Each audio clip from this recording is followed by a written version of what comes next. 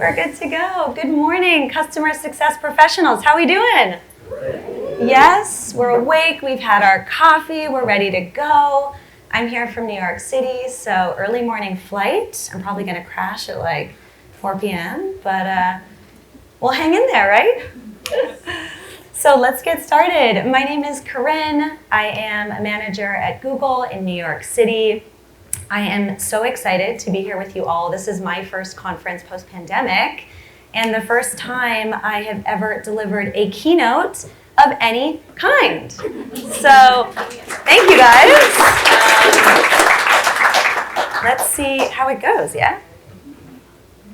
All right, so with that in mind, before I tell you a bit about myself, I thought there's no better way to kick off the morning than to start with an ominous stat. I'll just read it out. 70% of corporate transformations fail. 70% of corporate transformations fail. Raise your hand if at any point in your career you have witnessed, been a part of, or even led a failed transformation initiative. Don't be shy, don't be shy. And if you haven't, just indulge me, please. There we go. That's a lot of people. Epic, okay. So why, right? What are some of the reasons that corporate transformations fail? What are some of the reasons? Who knows? Feel free to shout them out. Change is hard. Change is hard. Change is really hard, right? No training, maybe a poor rollout, no exec sponsor, bad market conditions, cultural resistance, poor communication. Yep, exactly. You name it, right? There is a confluence of factors, I think, that contributes to transformation failures. I've personally seen many over the course of my career in a lot of companies that I've worked for or advised, both big and small attempts to change people, process, and tech. Also, I've seen some successful transformations, as probably a lot of you have as well, right? Where despite the odds, change really worked out. And that got me pretty curious. So what's the secret sauce, right? What's the secret sauce to successfully driving change or significant business transformation? So that's what I want to talk to you all about today. I'm going to share some of the lessons I've learned about what I think it takes to drive change for clients in the tech industry. I'll talk about a framework that I think has worked really well for my team at Google. And I'll also talk a bit about what's fallen pretty flat. I think we don't always get it right, and that's really important to recognize too, because driving product or solution adoption literally requires changing hearts and minds, right? Which is a pretty tricky thing.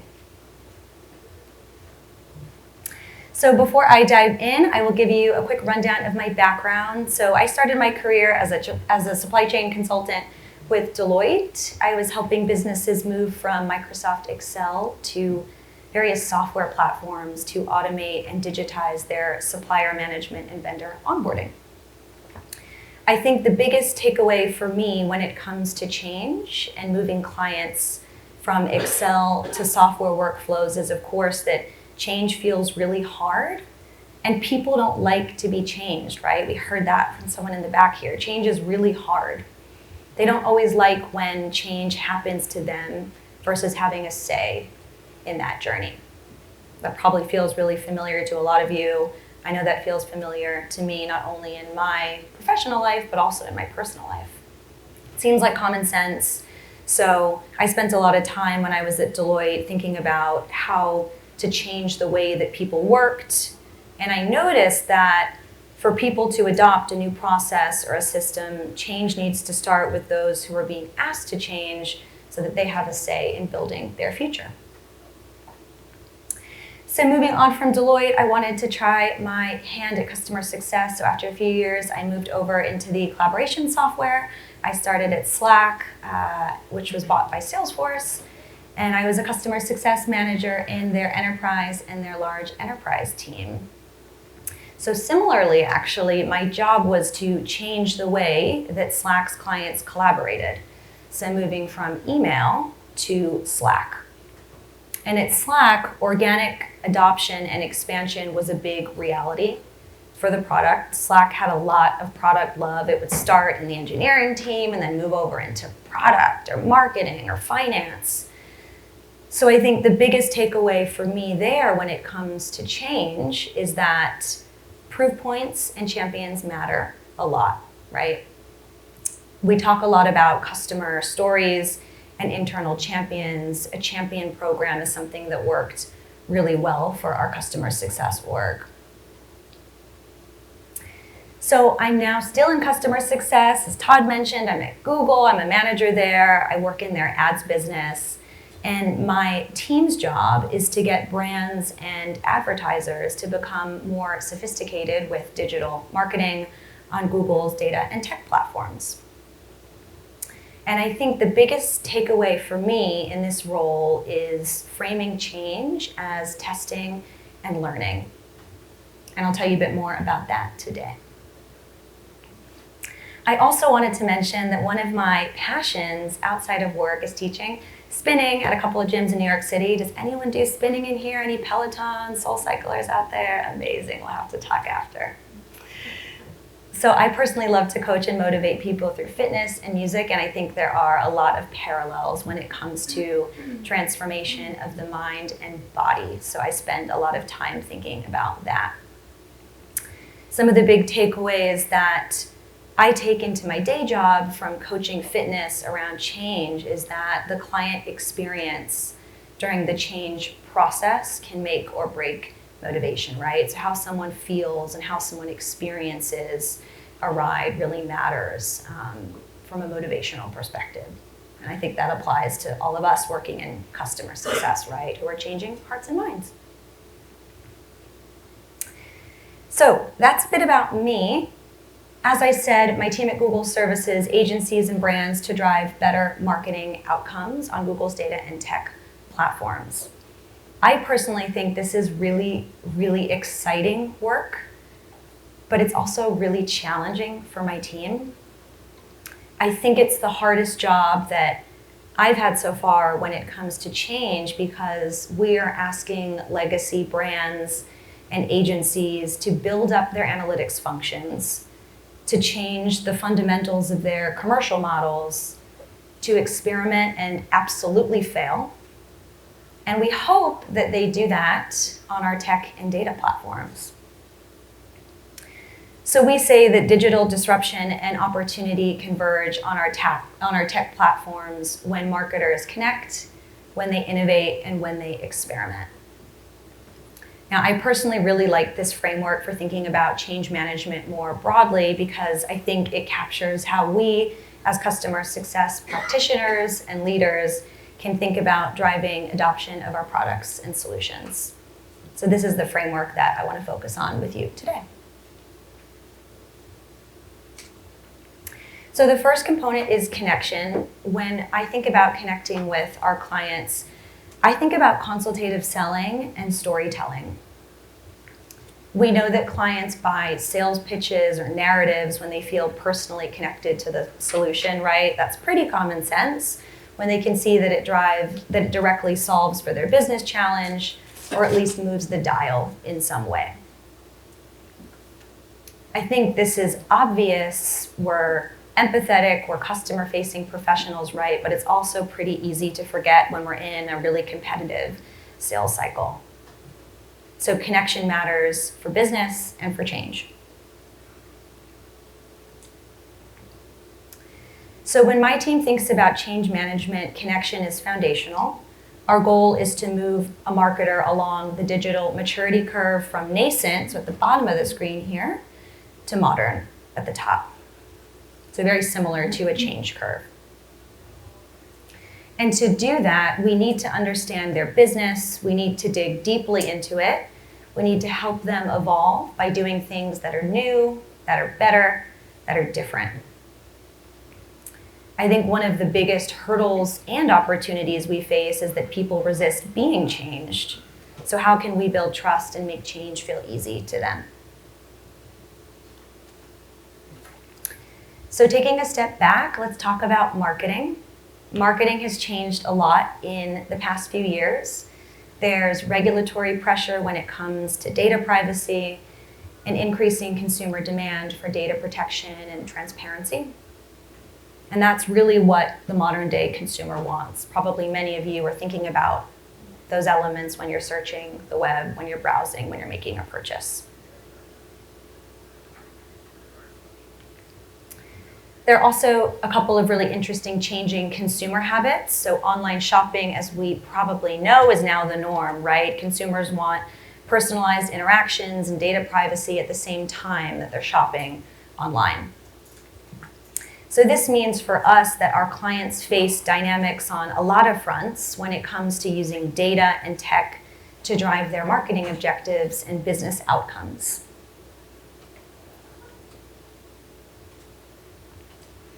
So all to say that when my team thinks about connection, we think about storytelling because naturally marketing is storytelling.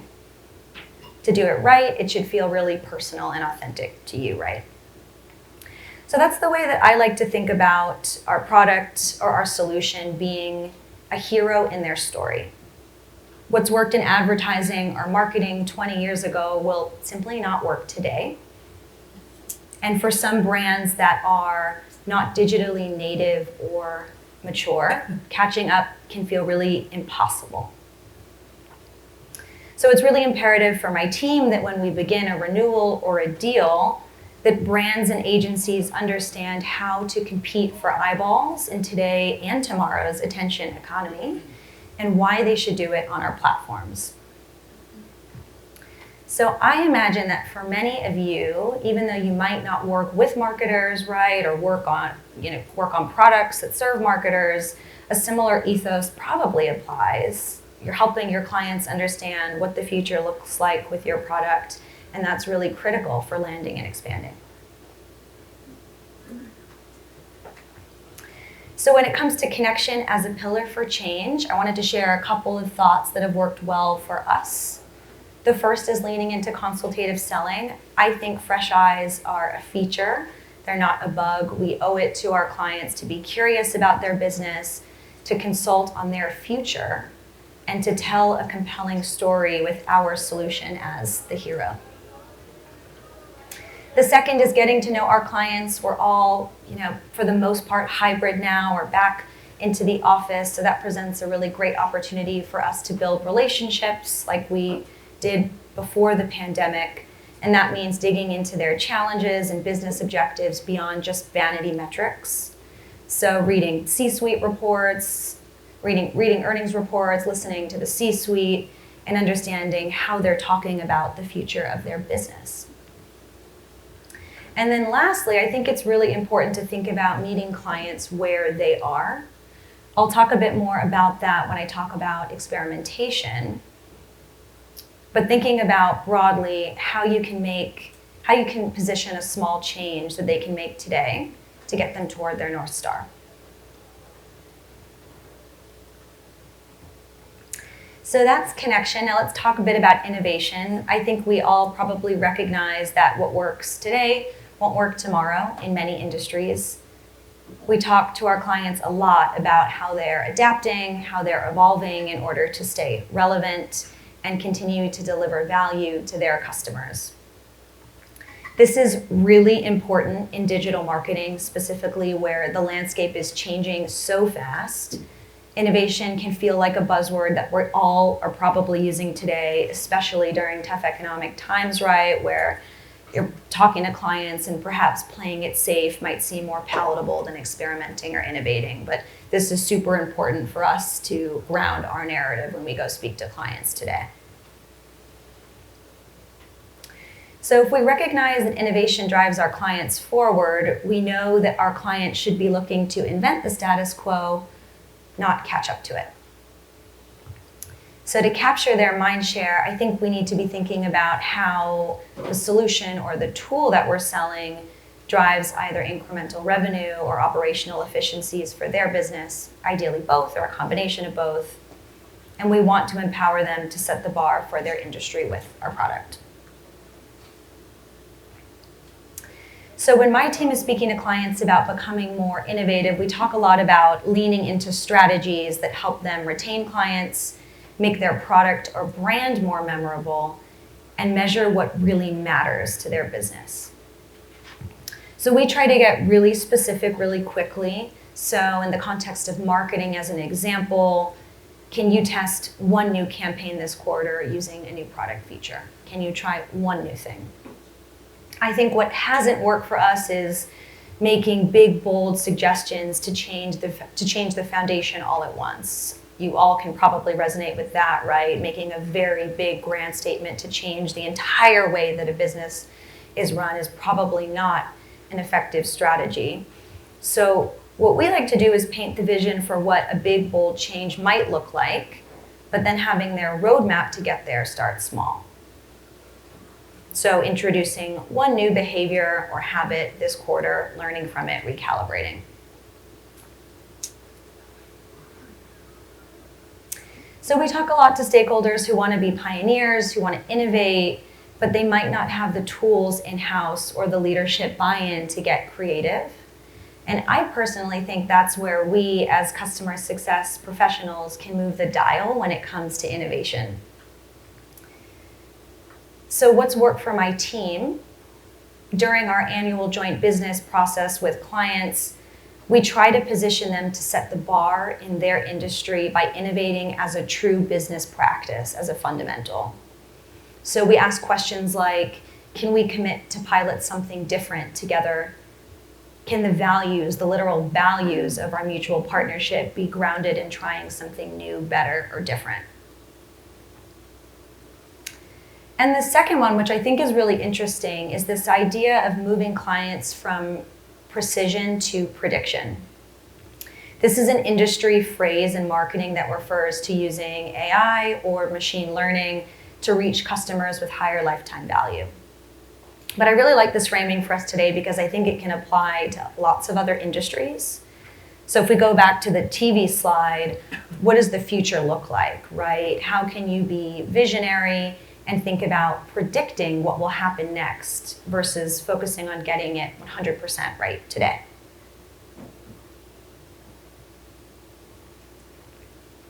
So I'll move on to experimentation. I think this is the most interesting and important pillar. I think experimentation is fundamental for creating change and successful transformation. Now that I'm in a management role, I try to create a culture with my team and their clients that really welcomes this idea of experimentation, that encourages failing fast and learning. I think it creates a really safe space to move the dial a little bit at a time.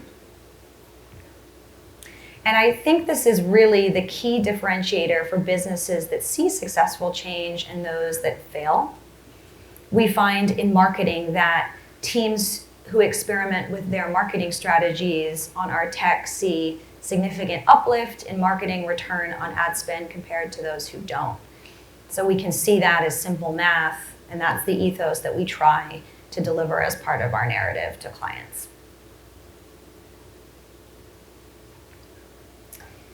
So I think experimentation can be low risk and a high reward option to understand whether a new strategy will drive your client's business forward. As I mentioned in marketing, this concept of experimentation is common practice, or at least we try to make it common practice. Let's pressure test a campaign. Let's see what performed and what didn't. Let's measure success and failure. Let's recalibrate.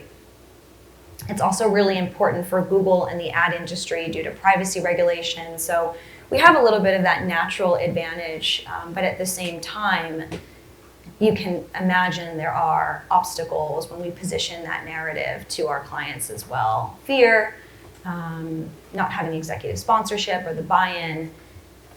But where we have seen success is positioning our product or our feature set as a pilot with the option to test the waters without diving in headfirst.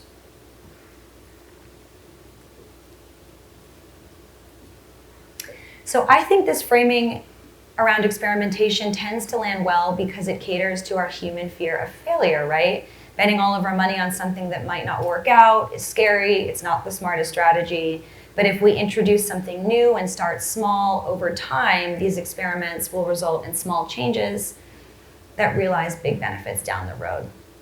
And I think this graph is showing a really nice, simple visual of that. If our clients don't try something new, they're going to stay at the status quo in the red line here. If they try new tactics throughout the year, they move up the graph, and these wins accumulate and they act as a multiplier. So as trusted advisors, right, as customer success professionals, we are partners to our clients on this experimentation journey. And I think the key to all of this is that we celebrate both success and failure as an opportunity to learn. You can see the green line here, right, it's not straight up, it's not a hockey puck really, it's a series of up and down. So there are natural failures and learnings along the way, and I think that's really important for our customer success teams and our clients to recognize and appreciate.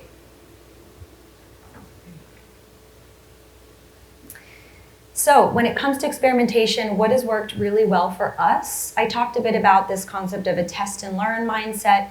It's something that we talk a lot about on my team and with our clients. So this idea of starting with small experiments that empower our clients to make an incremental change, succeed and fail in an environment that celebrates both.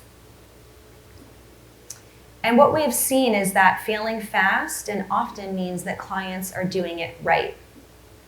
The best thing we can do is act as their trusted advisor to catch them when they fall, celebrate learnings when strategies don't go well, and then pivot.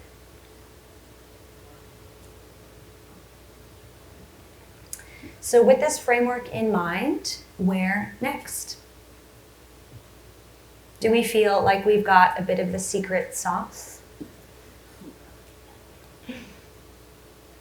So I'll leave you with a bit of a recap of the framework for change.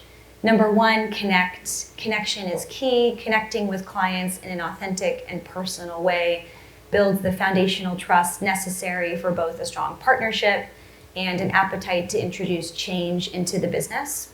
So if you take one thing away from connection, I think it's make your solution the hero in their story. And number two, innovate. So innovation should be a business practice and baked into annual joint planning. That's what's worked really well for us. So I think if you take one thing away from this pillar, it's thinking about where you can help your clients move from precision to prediction to help them think about the North Star, ideally with your product or solution. And then number three, experiment. A test and learn mindset has worked really well for us to drive digital marketing transformation. We've seen a lot of success starting with small experiments that create a snowball effect with a bit of inertia. So I think if you take one thing away from the experimentation pillar, it's that testing can be a way to encourage adoption and promote a culture of failing fast and often.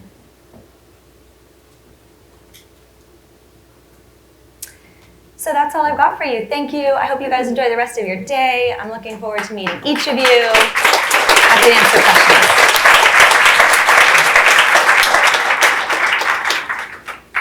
Thank you, Corinne. I think we're going to give a little bit of time here for some questions. Hopefully you have some questions ready for Corinne to answer, or anybody in the room to answer. Sounds good. We're going to ask people to use Slido. So if you haven't done this already, go to Slido or use the QR code and put in CSF, and then you can answer your questions, and then we'll throw them up on the board, on the screen. Or we can just walk around and give you the mic and you can ask it live, whatever you prefer. Sounds good. All right, question number one. From Anonymous. Do you see any pitfalls of piloting with customers? Ooh, that's a really good question. And I'm wondering if that comes from this idea of fear, right? Or this concept of fear. It's scary to position something as a pilot. Like, what if it doesn't work out? Or what if we don't know when to stop? I think there are a lot of elements to think about. I think what's tended to work well for us is during our annual business planning, positioning the entire ethos of our partnership around this idea of testing and experimentation so that we have this mutual agreement that there is appetite to do things like pilot new strategies, test new features, drive adoption of one feature over another, right? Do different things throughout the year to kind of see what's working and what isn't. I think if there isn't the right level of sponsorship, certainly at the executive level, of course, that can be a big challenge.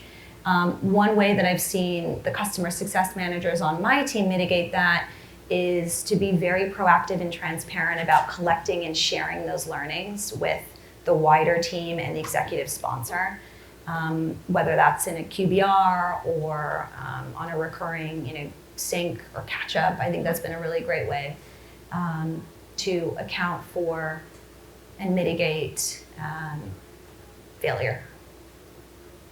Thanks for the question.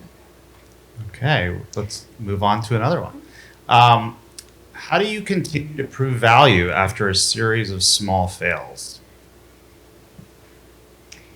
That's another really good question.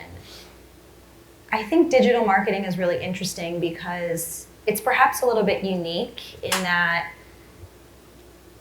this concept of testing and learning is commonplace. So this idea that marketing budgets can be allocated to various pilots and recalibrated over the year to see what campaigns perform and don't is a culture that exists in the industry. So proving value is return on ad spend, right? If we see return on ad spend, if we see dollars leading to conversions, leading to sales, leading to revenue, leading to brand awareness, then that's a very clear case that our strategy is working. And if we don't, then it's both our job and our client's job to pivot and change that strategy. So recognizing when to do that and getting ahead of those pilots that don't work, I think is really crucial.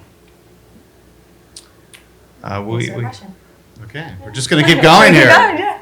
We have lots of questions. Slido is working overtime right now. How do you get an innovative mindset with more old school companies and personas? Yeah, that's a really good question and a really foundational, I think, to change management in legacy industries, right?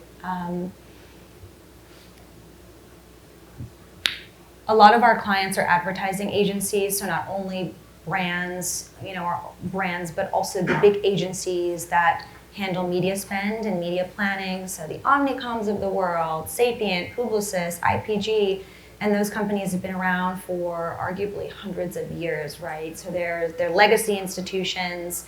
They are not at times as receptive to change, but they know that if they don't catch up and they don't adopt this culture of being innovative, of recognizing market opportunities, of building out services businesses, then they will be left behind to other competitors like the consulting firms who are building a lot of practices around media strategy and marketing. So we tend to bring that narrative to them and to show them proof points around what other competitors in the industry are doing, and to show them the value of being innovative and forward thinking and trying new strategies or approaches. So a bit of competitor research and a bit of here's the landscape and here's how it's evolving. And they're forced to, really, because their clients are moving their media planning either in-house or, again, they're going to other consulting firms who do have that mindset. So it's a bit of a nice sort of confluence of factors, and that the industry supports that. It's the way that these companies need to go, and then we try to paint that vision through proof points, through case studies, through narratives. But it's really challenging, for sure. Thank you. Okay. So I think some of you have realized that you can vote up questions that have already been asked. So there's one that has 3 thumbs up. So I'm just going to keep reading from the top. When you help your customers experiment, is that a free service delivered by CS? Great question as well. It is. So that is part of our customer success service offering. So if you think about a success plan, right, that's the plan that you develop with your client or customer where you agree on a set of activities to be delivered throughout the year, ideally.